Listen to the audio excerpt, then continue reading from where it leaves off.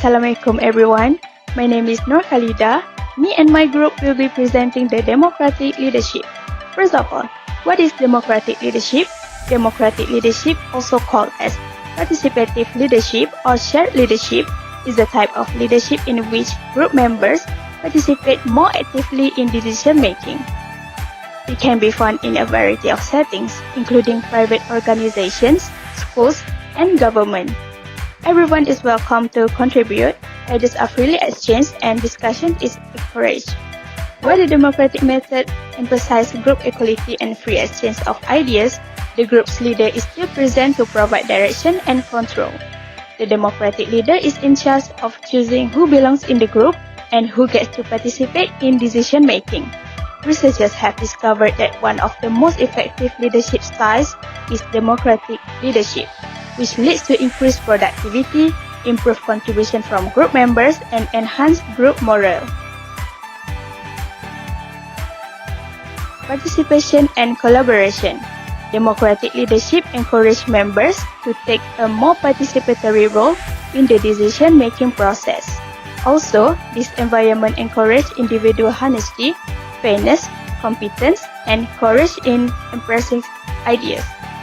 Members are allowed to participate. They can also exchange ideas more freely. Discussion is often a way to exchange ideas. Second, ideas and opinions. The leader encourages members to share ideas and opinions. Members can speak up more freely. However, the leader remains in control of the final decision. Third, creativity. The leader highly values and encourages the creativity of group members. Such an environment is essential in the problem-solving process and for finding the best alternative for decision-making. Fourth, empowerment. Leaders delegate authority and empower their subordinates.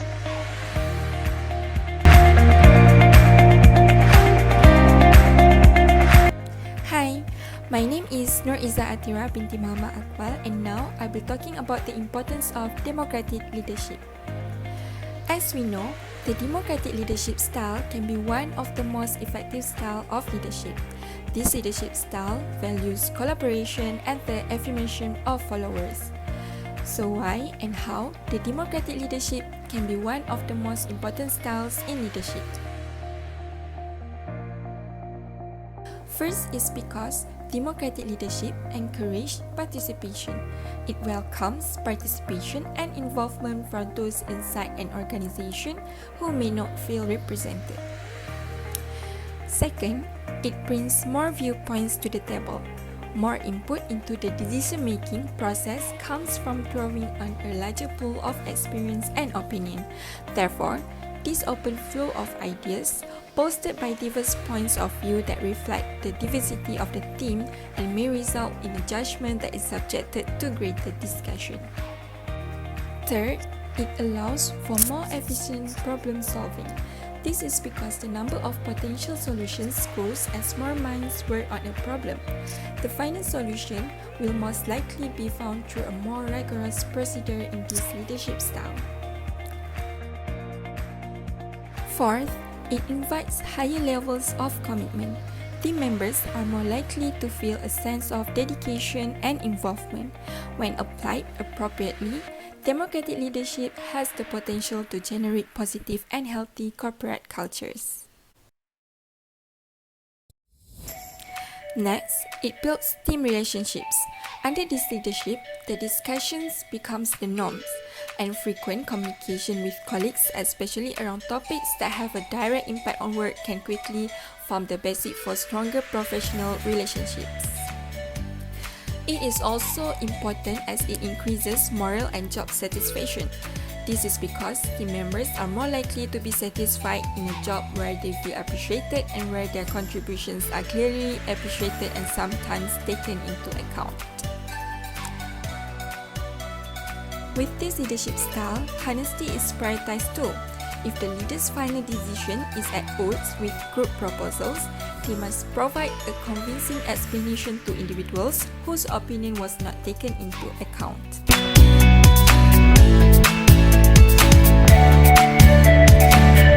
Assalamualaikum and hi, my name is Nurnadia Syakireen binti Mohamed Rosli.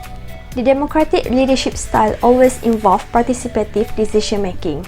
It empowers the employees to have a strong hand in managing the organization. The organizations who incorporate democratic style still need strong leaders who know how to avoid the pitfall that can trip up the collaborative team when they lose their compass. All of the successful leaders are self-actualizing people with a lot of self-confidence. The successful leaders take full responsibility for their actions. They encourage and support their teams, and they do not make excuses when failures. Therefore, there are many examples of men who brought the democratic leadership style in the organization. So, let's see the famous examples of democratic leaders. The first democratic leader is Steve Jobs. Steve Jobs is the former co-founder of Apple. Steve Jobs displayed at least two leadership styles when he led Apple. He began as an autocratic leader while he was building the company from the ground up. However, he was ousted from the company in 1985. The company began to decline, and he was asked to return in 1997. A more democratic approach became customary for him during the second phase of leadership, although he still had autocratic tendencies. Jobs understood how to adapt his leadership style to suit the needs of the company at the various stage of growth. Furthermore, he also hired other experienced leaders and entrusted them to excel. Jobs encouraged his leader designer, Jonathan, and he mentored manufacturing expert Tim Cook, who is now the CEO of Apple, and let them make the key decisions.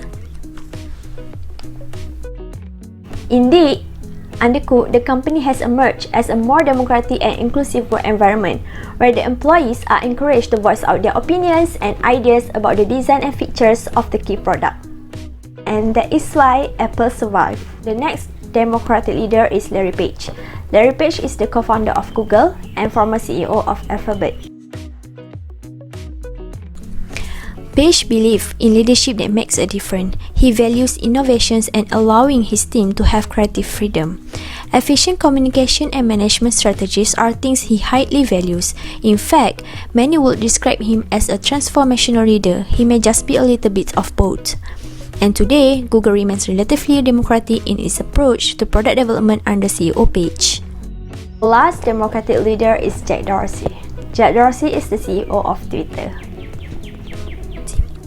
Dorsey is both a democratic and laissez-faire leader. Dorsey believes in developing and empowering team members while holding them accountable. He also believes in being open about weaknesses and doing whatever possible to correct them. His leadership has helped Twitter become one of the most popular social media platforms in the world.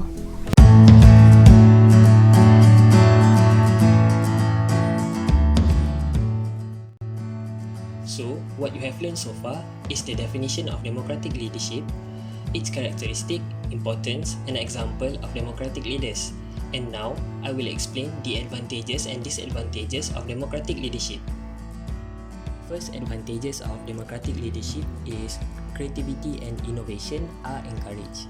Democratic leaders value the process of generating new ideas and appreciate what each team member brings to the table. Deliberate encouragement of idea sharing leads to a climate of innovation in the whole organization.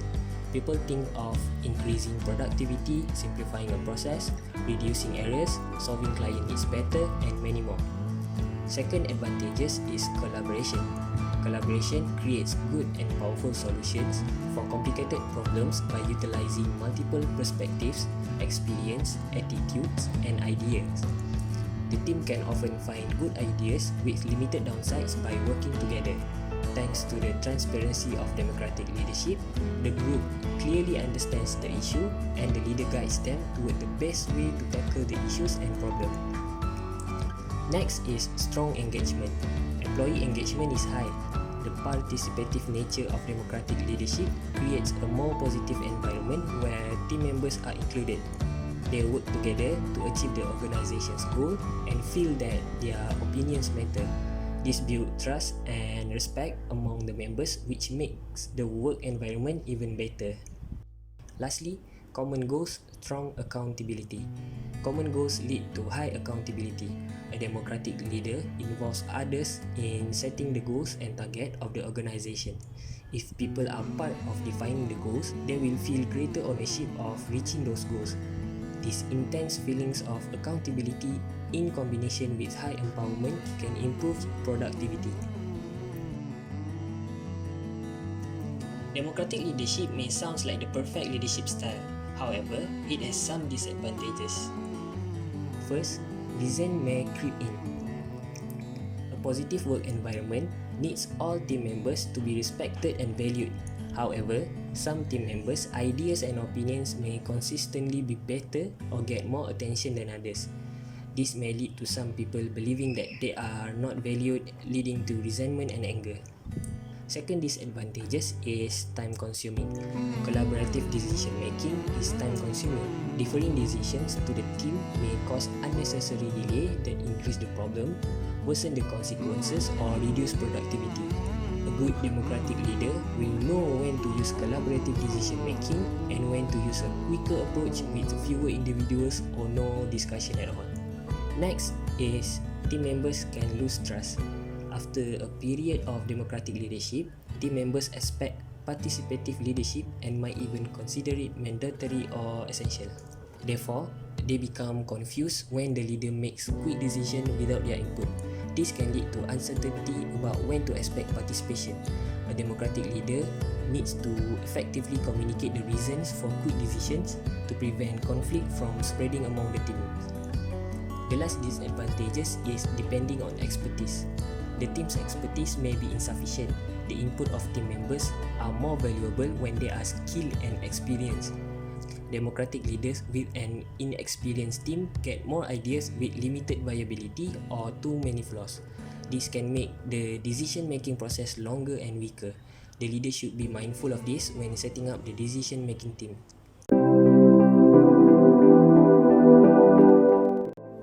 Hi and Assalamualaikum. My name is Mohamed Nazri bin Idris.